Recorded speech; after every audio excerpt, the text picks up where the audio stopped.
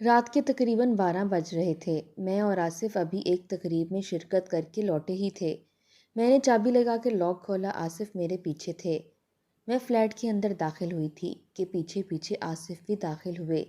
وہ بھی دروازہ بند کر ہی رہے تھے کہ انہیں کسی نے زور سے دھکا دیا۔ وہ اگر مجھے تھام نہ لیتے تو ان کا صحن میں گر جانا یقینی تھا، جبکہ میں نے پردے کو پکڑ کر خود کو سنبھالا تھا۔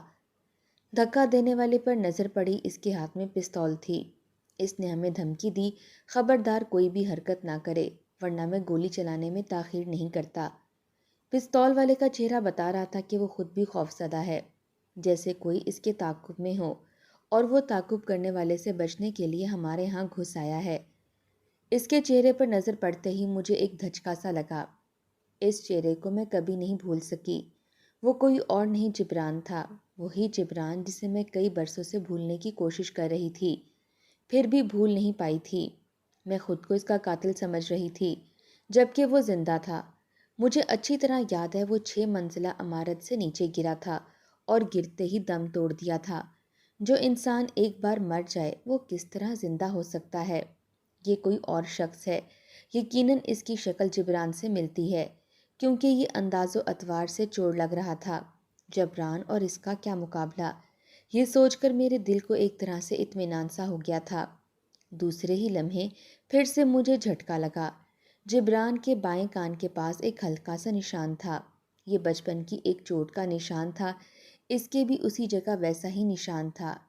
یہ کیسے ممکن تھا؟ 2 افراد کی شکلیں مل سکتی ہیں، لیکن یہ کس طرح ممکن تھا دونوں افراد ایک ہی مقام پر ایک ہی چوٹ کا نشان لے کر کھڑے ہوئے ہیں؟ میں خواب نہیں دیکھ رہی تھی، یہ کھلی حقیقت تھی۔ جبران کا ڈپلیکیٹ میرے سامنے کھڑا تھا۔ اس نے مجھے معائنہ خیز انداز میں دیکھا تھا۔ وہ جبران ہی تھا، مجھے شک ہو گیا تھا۔ اس نے مجھے پہچان لیا تھا۔ یہ بھی ممکن تھا کہ اس نے اس سے قبل مجھے کہیں دیکھا ہو اور میرا پیچھا کرتے ہوئے فلیٹ تک آیا ہو۔ اگر یہ جبران ہی ہے تو ضرور اپنا انتقام لینے آیا ہے۔ میں جبران کو قتل نہیں کرنا چاہتی تھی، وہ محض ایک حادثہ تھا۔ وہ مجھے برباد کرنے کا ارادہ رکھتا تھا، مجھے پکڑنے کے چکر میں آگے بڑھا تھا اور میں نے اسے پیچھے سے دھکا دے دیا تھا۔ وہ اپنا توازن برقرار نہ رکھ سکا تھا اور زیر تعمیر پلازا سے نیچے گر پڑا تھا، مگر اس وقت وہ میرے سامنے کھڑا تھا۔ تمہاری بیوی بہت خوبصورت ہے، وہ زور سے ہنسا۔ لگتا ہے کسی خاص تقریب سے لوٹے ہو، تقریب میں ٹھونس ٹھونس کر کھانا کھایا ہوگا، ہے نا؟ مگر میرا پیٹ خالی ہے اور مجھے بہت زور کی بھوک لگی ہے، تو میرے لیے کھانے کا بندوبست کرو، ورنہ تم جانتے ہو میرے ہاتھ میں پستول ہے، اس لیے میں جیسا تم سے کہتا ہوں ویسا ہی کرو۔ چلو باورچی خانے کی طرف۔ اس کی دھمکی پر ہم دونوں سہم گئے۔ اس کے عزائم بتا رہے تھے وہ کچھ بھی کر گزرے گا، اور یہ بھی اتفاق تھا اتنا کھانا موجود تھا ہمارے گھر میں کہ 2 آدمی آسانی سے کھا سکتے تھے۔ میں نے بے بسی سے جبران کی طرف دیکھا، اس نے مجھے آگے بڑھنے کا اشارہ کیا۔ میں جیسے ہی کچن کی طرف بڑھی وہ زور سے ہنسا۔ تم دونوں بہت ہی سمجھدار ہو، میں تمہیں کھانے کی تکلیف نہ دیتا، مگر کم بخت بھوک مجھ سے برداشت نہیں ہوتی۔ میں نے پلٹ کر غصے سے اس کی طرف دیکھا اور کچن میں داخل ہو گئی۔ تمہاری بیوی کو غصہ بھی آتا ہے، یہ اندازہ مجھے اس کا چہرہ دیکھ کر ہو رہا ہے۔ لگتا ہے تم دونوں کو میرا یہاں آنا پسند نہیں آیا، اب آ گیا ہوں اس لیے برداشت کرو۔ وہ پھر زور سے ہنسا۔ وہی بات کرنے اور سننے کا انداز، اس میں کچھ بھی تبدیلی نہیں آئی تھی۔ تبدیلی آ ہی کیسے سکتی تھی؟ وہ بڑے باپ کا بگڑا ہوا بیٹا تھا، جس نے اپنی زندگی کا مقصد عیش و عشرت میں گزارنا سیکھا تھا۔ جس چیز کی طلب ہوئی اسے جائز یا ناجائز طریقے سے حاصل کر لیا۔ وہ ہمارے پیچھے پیچھے کچن میں آ گیا۔ تم دونوں کو کہانی سننے کا شوق ہے؟ کہانی؟ آصف نے حیرانگی سے جبران کے چہرے کی طرف دیکھا۔ ہم اس سے خوف کھائے ہوئے تھے اور وہ ہمیں کہانی سنانے کا ارادہ کر رہا تھا۔ کہانی سننے کا شوق ہے تو سمجھو تم باذوق ہو، اور اگر کہانی نہیں سننا چاہتے یا شوق نہیں تو تم سے بڑا بدذوق کوئی نہیں ہے۔ جبران یہ کہتے ہوئے زور سے ہنسا، پھر ہم دونوں کے چہروں کو دیکھنے لگا۔ کیوں تمہیں سانپ سونگھ گیا ہے جو اس قدر حیران و پریشان صورت بنائے کھڑے ہو؟ ہنسو، زور سے ہنسو، کیونکہ زندگی زندہ دلی کا نام ہے۔ اس کے اصرار پر ہمیں زبردستی مسکرانا پڑ گیا تھا۔ ہمیں مسکراتا دیکھ کر وہ بھی مسکرا دیا۔ مجھے ہنستے مسکراتے چہرے بہت اچھے لگتے ہیں، تمہیں بھی لگتے ہیں نا؟ بالکل درست کہا تم نے۔ اگر میں چاہوں تو اس پستول سے تم دونوں کو ہنسا بھی سکتا ہوں۔ زندگی سب کو پیاری ہوتی ہے، اس لیے سامنے والے کو ہنسنا ہی پڑتا ہے۔ مجھے یہ پستول بالکل بھی اچھی نہیں لگتی، لیکن مجبور ہوں۔ اسے دکھانے سے ہر آدمی میری بات ماننے پر مجبور ہو جاتا ہے۔ میرے پاس پستول ہے، اس لیے تمہاری بیوی میرے لیے کھانا گرم کر کے لے کر آئی ہے، ورنہ تقریب سے تھکی ماندی عورت کسی صورت میں کسی غیر مرد کو کھانا نہیں دیتی۔ کیوں ٹھیک کہہ رہا ہوں نا؟ جبران نے ایک بار پھر ہنستے ہوئے کہا۔ تم ٹھیک کہہ رہے ہو، تمہارے لیے کھانا بھی گرم ہو گیا ہے۔ اب یہ بتاؤ کہاں بیٹھ کر کھانا پسند کرو گے؟ میں نے پوچھا۔ کھانا؟ ہاں، میں اسی جگہ بیٹھ کر کھانا پسند کروں گا۔ تمہارا کیا بھروسہ، کمرے میں بٹھا کر دروازہ بند کر کے پولیس کو بلا لو۔ جبران نے غصے سے میری طرف دیکھا۔ اس کے دیکھنے کے انداز سے لگ رہا تھا کہ ہم واقعی سے کمرے میں بند کر کے پولیس کو بلا لیں گے۔ یہ بات غلط بھی نہیں تھی۔ ایسے لوگوں کو سبق سکھانے کی غرض سے پولیس کو بلانا تو پڑتا ہی ہے۔ کھانا کھا لوں، پھر تمہیں ایک زبردست کہانی سناؤں گا، دو پریمی جوڑوں کی کہانی، جبران نے ایک نوالہ منہ میں رکھتے ہوئے کہا۔ میرا اندازہ درست نکلا۔ وہ میری ہستی بستی زندگی کو اجاڑ دینا چاہتا تھا، اسی لیے وہ میری تلاش میں تھا، اور اب اس نے مجھے تلاش کرنے پر یہ ڈرامہ رچایا تھا، لٹیرا بن کر میرے گھر میں آ گیا تھا۔ کہانی سنانے کے بہانے وہی کچھ بیان کر رہا تھا جو ایک گزری ہوئی کہانی تھی۔ یہ کہانی سن کر میرا شوہر میرے ساتھ کیا سلوک کرے گا، اس کا مجھے اندازہ ہے۔ ابھی تک میرے شوہر کو مجھ پر اور میری پاکیزگی پر بڑا مان تھا، اسے مجھ پر بڑا اعتماد تھا۔ ہم دونوں کی شادی پسند کی تھی۔ میری آصف سے ملاقات ایک تقریب میں ہوئی تھی۔ یہ تقریب آصف کی بہن شمائلہ کی سالگرہ کی تھی۔ شمائلہ میرے ساتھ کالج میں پڑھتی تھی۔ میں اس کی سالگرہ میں جانا نہیں چاہتی تھی کیونکہ جبران والا واقعہ گزرے ہوئے ابھی 2 ماہ ہی ہوئے تھے۔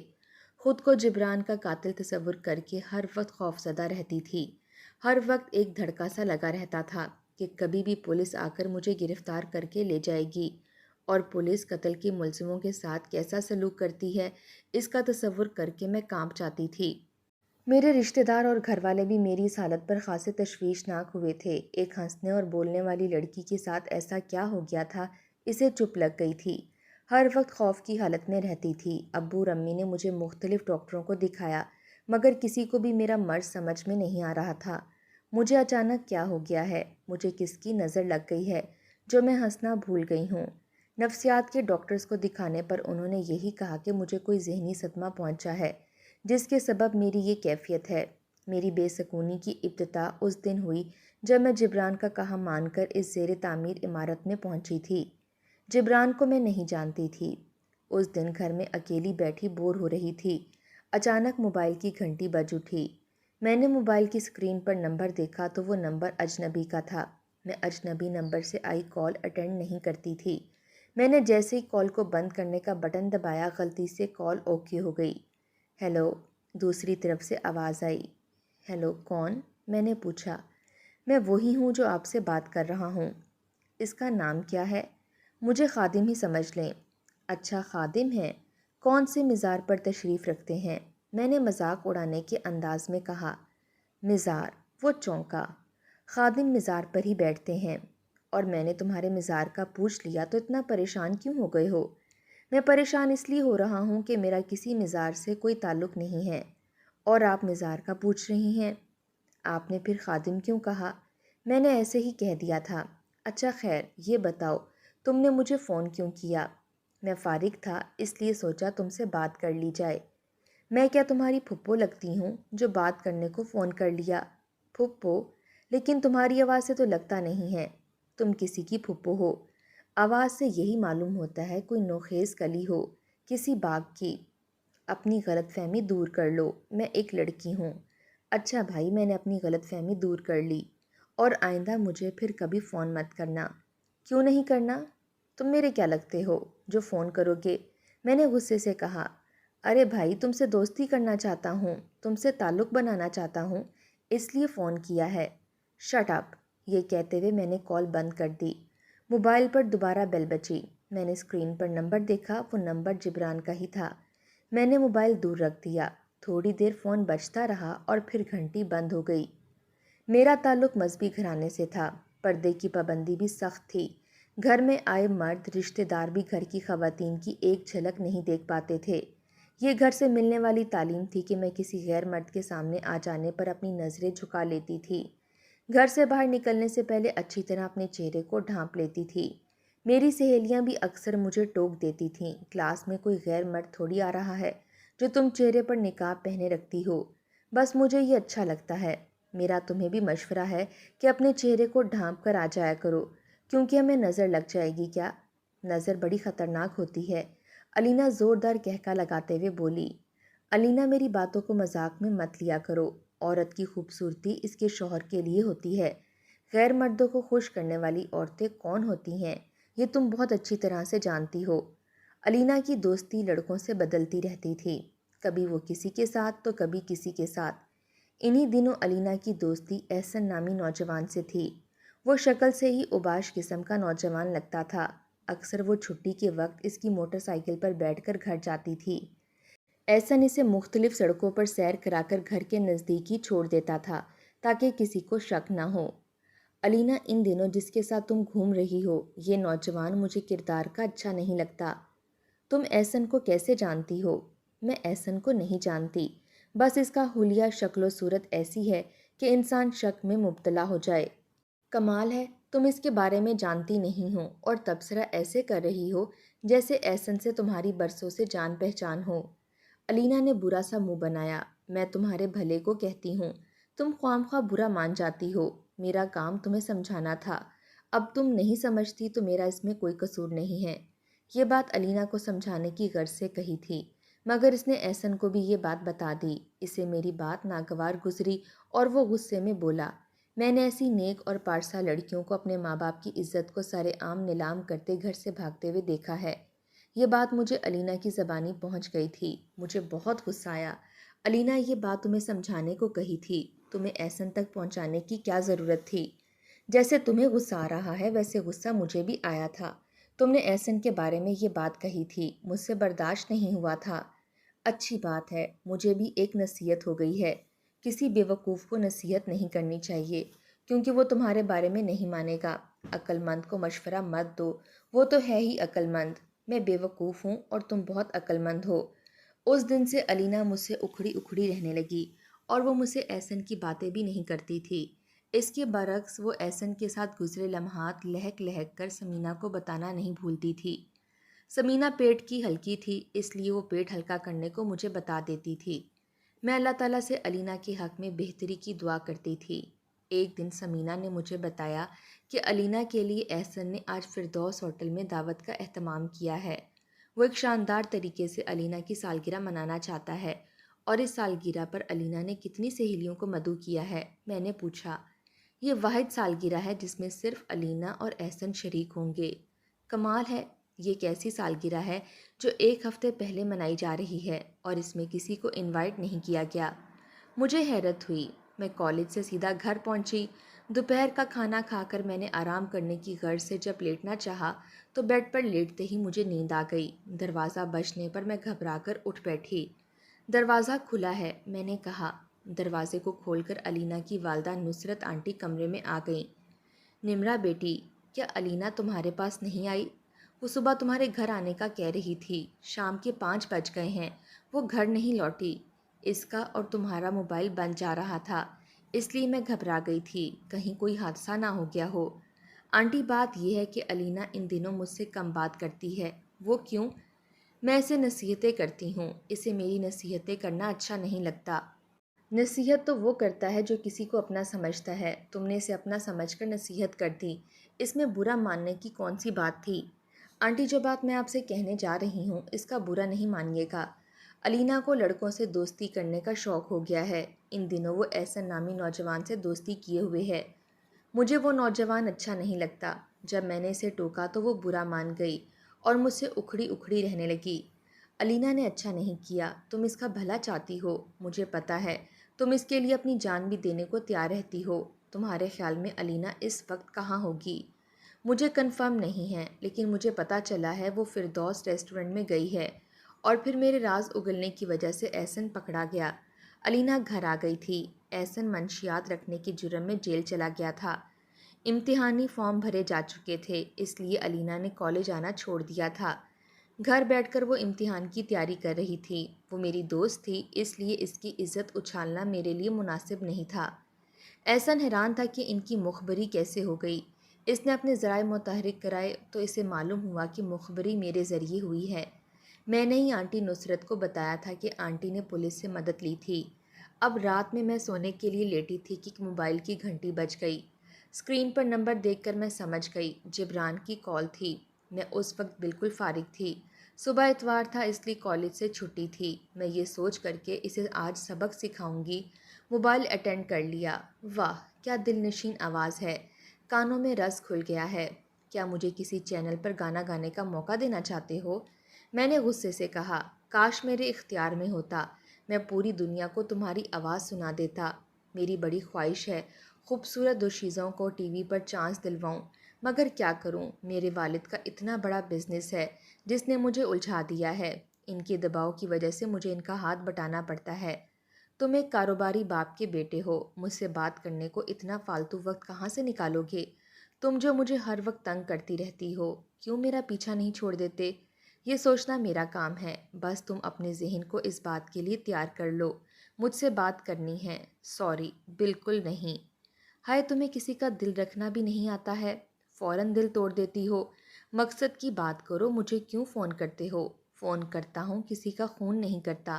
مقصد کی بات یہ ہے کہ تم سے دوستی کرنا چاہتا ہوں، جان نہ پہچان، دوستی کرنا چاہتا ہوں۔ میں تمہیں جانتا ہوں، تمہارا نام نمرہ ہے، کالج میں تمہاری خاص سہیلیوں میں زرینہ، علینا اور کشمالہ شامل ہیں۔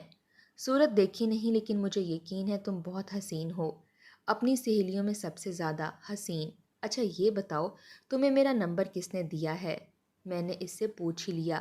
یہ میری مجبوری ہے، نہیں بتا سکتا۔ میری بھی مجبوری ہے، تم سے بات نہیں کر سکتی۔ میرا خیال تھا وہ دوبارہ مجھے کال نہیں کرے گا، لیکن اس نے کال کر دی۔ مجھے تنگ کرتا رہا۔ میری کزن دردانہ پنڈی سے ہمارے گھر آئی ہوئی تھی۔ رات میں سے میرے کمرے میں ہی سونا تھا۔ میں سونے کا سوچ رہی تھی، اچانک موبائل پر کال آئی تھی۔ میں نے فوراً کال کاٹ دی اور پھر اس کی کال آنے کا سلسلہ چلتا رہا۔ میں نہ چاہتے ہوئے بھی اس سے بات کرتی رہتی تھی۔ اس نے اپنی شرافت کا ڈھنڈورا پیٹ ہی لیا تھا اور مجھ سے دوستی کر لی تھی۔ ایک ملاقات ہونے پر دوسری، تیسری اور پھر ملاقاتوں کا سلسلہ چل نکلا۔ میں جبران کی شرافت سے بڑی متاثر ہوئی تھی۔ میں سمجھ گئی تھی وہ کوئی برا انسان نہیں ہے، بلکہ مجھ سے صرف بات کرنا چاہتا ہے۔ ایک دن جبران مجھے کار میں ریسٹورنٹ کی بجائے ایک زیر تعمیر پلازا میں لے گیا۔ میں پلازا کو دیکھ کر بولی، یہ تم مجھے کہاں لے کر آئے ہو؟ بس 5 منٹ کی بات ہے، پھر ہم ریسٹورنٹ چلتے ہیں۔ وہ کار سے نکل کر آگے بڑھا۔ میں کار میں بیٹھی ہوئی تھی۔ مجھے کار میں بیٹھا دیکھ کر جبران پلٹا۔ اور تم کیوں بیٹھی ہو؟ میں کیا کروں گی؟ میں نے اس پلازا میں فلیٹ بک کروایا ہے، مقصد تمہیں دکھانا ہے۔ پھر میں اس کے ساتھ اوپر آ گئی۔ آفس کہاں ہے؟ یہی ہے۔ 6 فلور پر پہنچ کر اچانک جبران نے جیب سے پستول نکال لیا اور اس کی پستول نکالنے پر میں چونکی۔ یہ سب کیا ہے؟ تم خود کو بہت ہوشیار سمجھتی ہو، تمہاری وجہ سے میرا دوست جیل میں چلا گیا۔ میری وجہ سے؟ احسن میرا بہت اچھا دوست ہے، تم نے مخبری کر کے اسے پھنسا دیا تھا۔ اگر وہ اس دن گرفتار نہ ہوتا تو وہ تمہاری سہیلی کے ساتھ ملک سے باہر عیش کر رہا ہوتا۔ جو کچھ کیا ہے علینا کے والدین نے کیا ہے، مگر تم نے مجھ پر پستول کیوں تان لیا ہے؟ یہ بات تسلیم کرتا ہوں، جو کچھ کیا اس کے والدین نے کیا، مگر مخبری کس نے کی؟ وہ تم نے کی۔ نہ تم مخبری کرتی، نہ میرا دوست مقدمے میں پھنستا۔ میں اپنے دوست کا انتقام لینے کو تم کو یہاں لایا ہوں۔ تم کیا ارادہ رکھتے ہو؟ میں گھبرا کر کہنے لگی۔ میں جو کہتا ہوں اسے خوشی سے مان لو، ورنہ میں چیخ کر لوگوں کو جمع کر لوں گی۔ ہاں، یہاں دور دور تک تمہاری آواز سننے والا کوئی نہیں ہے۔ تم مجھ سے کیا چاہتے ہو؟ تم اتنی بھولی نہیں ہو، میرا مقصد نہ جان سکو۔ میں تم سے کیا چاہتا ہوں؟ میرے منہ سے سننا چاہتی ہو تو کہہ دیتا ہوں، میں تمہاری عزت کو داغدار کرنا چاہتا ہوں۔ جبران تم ایک اچھے انسان ہو، مجھے جانے دو۔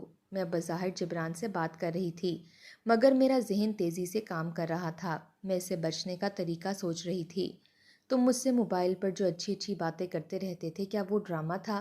تمہیں پھانسنے کو جال بنایا ہوا تھا، ورنہ تم کسی طرح میری جال میں آتی کیا؟ میرے دوست کی خواہش تھی کہ تمہیں سزا کے طور پر قتل کر دوں، اور پھر آگے کا منظر تو آپ کو پتہ ہی ہے۔ شمائلہ کی سالگرہ ہوئی، اس میں آصف سے میری ملاقات ہوئی تھی جو میرے شوہر ہیں۔ آصف کی بات مجھے پسند آئی تھی، وہ گفتگو کے درمیان سر جھکائے جا رہے تھے۔ انہوں نے جھکے سر کے ساتھ کہا، آپ یہاں اکیلی کیوں بیٹھی ہیں؟ اپنی سہیلیوں کے ساتھ گفتگو میں حصہ لیں۔ یہ تقریبات ہوتی اس لیے کہ دوستوں سے ملاقاتیں کی جائیں۔ شمائلہ کی سالگرہ کی تقریب میں ہم نے اس لیے مرد حضرات کو دعوت نہیں دی تھی کہ وہ اپنی سہیلیوں کے ساتھ سالگرہ کی تقریب کو اچھی طرح سے انجوائے کرے۔ آصف بھائی، میری سہیلی پردہ کرتی ہے، شمائلہ نے کہا۔ سوری، مجھے پتہ نہیں تھا۔ سوری، میرے بھائی کو پتہ نہیں تھا تم پردہ کرتی ہو، ورنہ وہ تم سے مخاطب نہ ہوتے۔ کوئی بات نہیں۔ آصف مجھے بہت پسند آ گیا تھا، اس لیے مجھے اس کی یہ حرکت ناگوار نہ گزری۔ سالگرہ کی تقریب ختم ہو جانے پر میں گھر چلی آئی۔ گھر آ کر میری آنکھوں کے سامنے آصف کی تصویر گھوم رہی تھی۔ دل میں خیال آیا، کاش میری آصف سے شادی ہو جاتی۔ آصف ایک ملٹی نیشنل کمپنی میں اچھے عہدے پر فائز تھا، تنخواہ بھی اچھی تھی۔ سالگرہ کی تقریب کو چند ہی دن گزرے تھے کہ آصف کے والدین میرے رشتے کے لیے گھر آ گئے۔ میرے والدین میری طبیعت کی وجہ سے ویسے ہی پریشان تھے اور جبران کی وجہ سے میں بہت زیادہ نفسیاتی ہو گئی تھی، اس لیے چٹ منگنی پٹ بیاہ والا حساب ہوا۔ شادی سے مجھے واقعی بہت فرق پڑا تھا، مجھ پر جو خوف طاری تھا وہ تقریباً ختم ہو گیا تھا۔ میرے سسرال کا مکان بہت چھوٹا تھا، فیملی کے افراد زیادہ تھے۔ آصف کی اتنی آمدنی تھی کہ وہ الگ رہنے کو کرائے پر فلیٹ لے سکے، اس لیے انہوں نے فلیٹ کرائے پر لے لیا۔ یہ فلیٹ میرے سسرال والوں سے قریب تھا، اس لیے میری ساس، سسر اور دیگر افراد ملاقات کو اکثر و بیشتر آتے رہتے تھے۔ زندگی بہت خوشگوار گزر رہی تھی آصف کے ساتھ۔ جبران دسترخوان پر بیٹھ کر ایسے کھانا کھا رہا تھا جیسے کئی دنوں کا بھوکا ہو، پاگلوں کی طرح دونوں ہاتھوں سے کھانا ٹھونس رہا تھا۔ ہمیں اپنی طرف متوجہ پا کر فوراً بولا، بھوک بہت تیز ہے، اس لیے جلد سے جلد پیٹ کو بھرنا چاہتا ہوں۔ ہم دونوں خاموش رہے۔ میرے چائے کا کپ جبران کے ہاتھ میں تھما دیا، کیونکہ اس نے چائے بھی مانگی تھی۔ تم سکون سے چائے پی لو، پھر کچھ کرنے کا ارادہ رکھتے ہو تو بتاؤ، تم بہت سمجھدار لگتے ہو، آصف سے اس نے کہا۔ میری بات کو اتنی جلدی مان گئے؟ ہاں، میں کہہ رہا ہوں، تم دونوں کو ایک رومانوی کہانی سناؤں گا، ایک لڑکے کی اور ایک لڑکی کی، کس طرح موبائل پر دوستی ہوئی تھی۔ میرے چہرے پر ایک رنگ آ رہا تھا، دوسرا جا رہا تھا۔ یہ میرے شوہر کو سب کچھ بتا دے گا۔ تم ہمیں کہانی سنا رہے تھے، آصف نے اس کی توجہ ہٹانے کو کہا۔ ہاں، میں تمہیں دو پیار کرنے والوں کی کہانی سنا رہا تھا۔ ان دونوں میں چند ملاقاتیں ہوئیں، پھر پیار ہو گیا۔ لڑکا پیار کا ناٹک کھیل رہا تھا، لڑکی حقیقت میں محبت کر بیٹھی تھی۔ پھر کیا ہوا؟ آگے مجھے یاد نہیں کیا ہوا۔ آگے کیا ہوا یہ سوچ رہا تھا کہ میں پلازا سے گر رہا ہوں، کوئی مجھے بچائے۔ ارے میرے ہاتھ میں رسی آ گئی تھی، میں بچ جاؤں گا۔ ہاں، میں بچ گیا۔ وہ زور سے چیختے ہوئے کرسی سے نیچے گر پڑا۔ اس نے اپنے سر کو تو ہاتھوں سے تھام لیا۔ ہمارے فلیٹ کا دروازہ ابھی تک کھلا ہوا تھا۔ باہر قدموں کی چاپ ابھری، میں نے مڑ کر دیکھا، 3 آدمی کھڑے ہوئے تھے، دروازے پر نمودار ہوئے۔ ابھی وہ کچھ کہہ بھی نہیں پائے تھے کہ بے اختیار جبران کی نظر ان پر پڑی اور دیکھ کر اس کا چہرہ بالکل بے رنگت والا ہو گیا۔ وہ اندر کمرے میں بھاگا۔ اگر آپ کی اجازت ہو تو ہم اندر جا کر جبران کو پکڑ لیں، ایک شخص نے کہا۔ آصف کی گردن ہلانے پر وہ تینوں اندر داخل ہوئے۔ جبران کو ایسے پکڑ لیا جیسے کسی بچے کو پکڑ لیتے ہیں۔ آپ کے تعاون کا بہت بہت شکریہ، دوسرا شخص بولا۔ اس نے کیا جرم کیا ہے؟ آصف نے پوچھا۔ اس نے کوئی جرم نہیں کیا، بات دراصل یہ کہ یہ میرا بیٹا ہے، اسے پاگل پن کے دورے پڑتے ہیں۔ جب دورہ پڑتا ہے تو یہ گھر سے بھاگ نکلتا ہے۔ آج بھی دورہ پڑنے پر یہ گھر سے نکل آیا تھا۔ ہم اسے تلاش کرتے ہوئے اس علاقے میں پہنچے تو نیچے بیٹھے چوکیدار نے بتایا، اس شکل و صورت کا ایک نوجوان اوپر گیا ہے، اس کے پاس اسلحہ بھی ہے۔ جبران کے والد نے وہ پستول آصف کو دکھایا۔ واقعی وہ پلاسٹک کا پستول تھا، مگر اصلی لگ رہا تھا۔ دور سے کوئی بھی دیکھتا تو دھوکہ کھا سکتا تھا۔ اس کی یہ حالت کیسے ہوئی؟ آصف نے پوچھا۔ یہ اپنے دوست کے زیر تعمیر پلازا میں اس سے ملاقات کرنے گیا تھا، اوپر سے نیچے گر گیا تھا۔